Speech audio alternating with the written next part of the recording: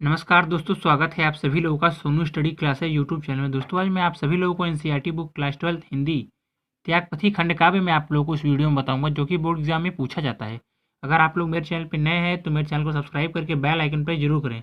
दोस्तों, त्यागपथी आगरा, गोरखपुर, गाजीपुर, बरेली, सुल्तानपुर, जालौन, लखीमपुर, गोंडा, शाहजहांपुर, फिरोजाबाद, महाराजगंज, बाराबंकी जनपदों के लिए नवसृजित जनपदों के विद्यार्थी अपने जनपद में निर्धारित खंडकाव्य के संबंध में अपने विषय अध्यापक से जानकारी प्राप्त कर लें। प्रश्न नंबर 1, त्यागपथी खंडकाव्य की कथा वस्तु, कथासार, कथानक को संक्षेप में लिखिए।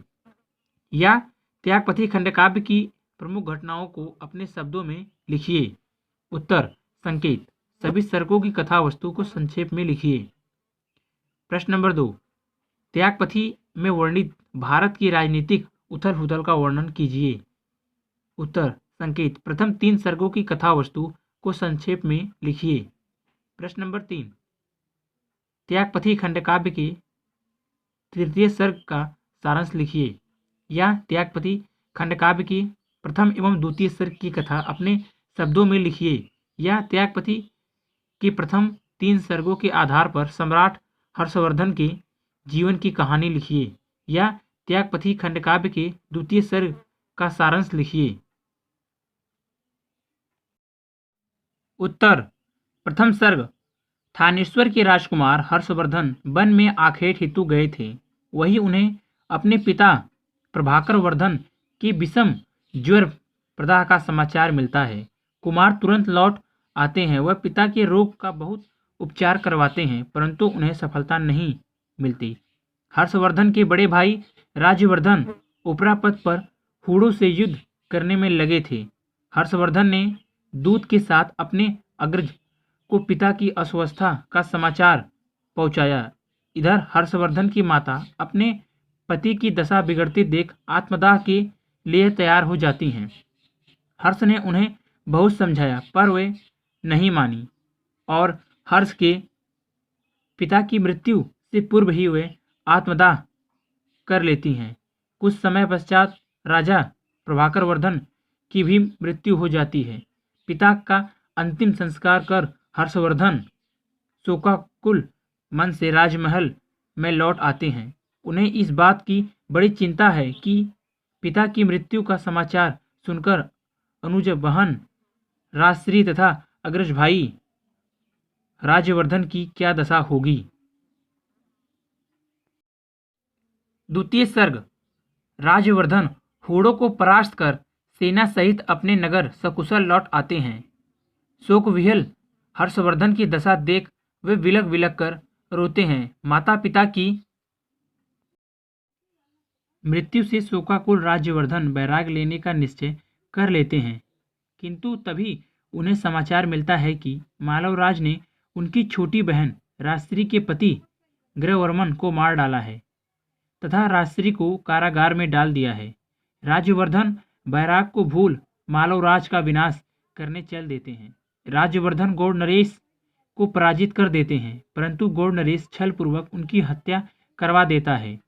हर्षवर्धन को जब यह समाचार मिलता है तो वह विशाल सेना लेकर मालवराज से युद्ध करने के लिए चल पड़ते हैं। मार्ग में हर्षवर्धन को समाचार मिलता है कि उनकी छोटी बहन राजश्री बंधन मुक्त होकर विंध्याचल की ओर वन में चली गई है। यह समाचार पाकर हर्षवर्धन बहन को खोजने वन की ओर चल देते हैं। वन में दिवाकर मिश्र के आश्रम में उन्हें एक भिक्षुक से यह समाचार मिलता है कि राजश्री आत्मदाह करने वाली है। वह शीघ्र ही पहुंचकर राजश्री को आत्मदाह करने से बचा लेते हैं। वह दिवाकर मिश्र और राजश्री को अपने साथ ले कन्नौज लौट आते हैं। तृतीय सर्ग, हर्षवर्धन अपनी बहन के छीने हुए राज्य को पुनः प्राप्त करने के लिए अपनी विशाल सेना के साथ कन्नौज पर आक्रमण कर देते हैं। वहां अनीतिपूर्वक अधिकार जमाने वाला मालव कुलपुत्र भाग जाता है। राज्यवर्धन का हत्यारा गौड़पति शशांक भी अपने गौड़ प्रदेश को भाग जाता है। सभी लोग हर्षवर्धन से कन्नौज का राजा बनने की प्रार्थना करते हैं, परंतु हर्ष अपनी बहन का राज्य लेने से मना कर देते हैं।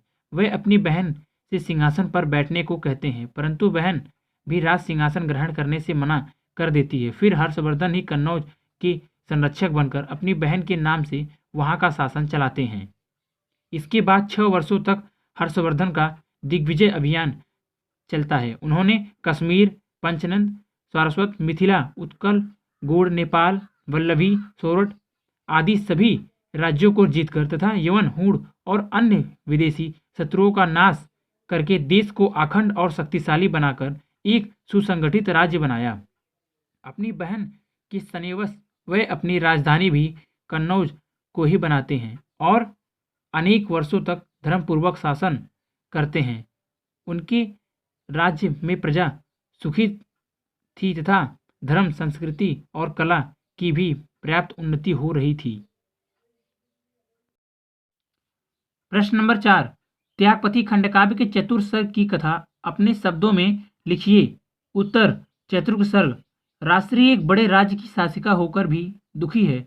वह सब कुछ छोड़कर गेरुए वस्त्र धारण कर भिक्षुणी बनना चाहती है। वह हर्षवर्धन से संन्यास ग्रहण करने की आज्ञा मांगने जाती है तो हर्षवर्धन उन्हें समझाते हैं कि तुम तो मन से संन्यासिनी ही हो। यदि तुम गेरुए वस्त्र ही धारण करना चाहती हो तो अपने वचनानुसार मैं भी तुम्हारे साथ ही संन्यास ले लूंगा। तभी दिवाकर मिश्र आकर उन्हें समझाते हैं कि वास्तव में आप दोनों भाई बहन का मन सन्यासी है, किंतु आज देश की रक्षा एवं सेवा संन्यास ग्रहण करने से अधिक महत्वपूर्ण है। दिवाकर मिश्र के समझाने पर दोनों संन्यास का विचार त्याग कर देश सेवा में लग जाते हैं। प्रश्न नंबर 5, त्यागपति खंडकाव्य की पंचम अंतिम सर्ग की कथा अपनी भाषा अपने शब्दों में लिखिए। उत्तर, पंचम सर्ग अंतिम सर्ग। हर्षवर्धन एक आदर्श सम्राट के रूप में शासन करते हैं। उनके राज्य में प्रजा सब प्रकार से सुखी है। विद्यजनों की पूजा की जाती है। सभी प्रजाजन आचरणवान, धर्मपालक, स्वतंत्र तथा सुरुचिपन हैं। महाराज हर्षवर्धन सदैव जन कल्याण एवं शास्त्र चिंतन में लगे रहते हैं। अपने भाई के ऐसे धर्मानुशासन को देखकर राजश्री भी प्रसन्न रहती है। संपूर्ण राज्य एकता के सूत्र में बंधा हुआ है। एक बार हर्षवर्धन तीर्थराज प्रयाग से संपूर्ण राजकोष को दान कर देने की घोषणा करते हैं। हुई थी घोषणा सम्राट की, साम्राज्य भर से करेंगे त्याग, सारा कोष ले संकल्प कर में। सब कुछ दान करके वे अपनी बहन से मांगकर वस्त्र पहनते हैं। इसके पश्चात प्रत्येक 5 वर्ष बाद वे इसी प्रकार अपना सर्वस्व दान करने लगे। इस दान को वे प्रजा ऋण से मुक्ति का नाम देते हैं। अपने जीवन में वे 6 बार इस प्रकार के सर्वस्व दान का आयोजन करते हैं। हर्षवर्धन संसार भर की भारतीय संस्कृति का प्रसार करते हैं। इस प्रकार कर्तव्यपरायण, त्यागी, परोपकारी, परमवीर महाराज हर्षवर्धन का शासन सब प्रकार से सुखकर तथा कल्याणकारी सिद्ध होता है। अगर आप लोगों को वीडियो अच्छी लगी तो वीडियो को लाइक करें, शेयर करें, कमेंट करें और नेक्स्ट वीडियो के लिए चैनल को सब्सक्राइब जरूर करें। Thank you for watching.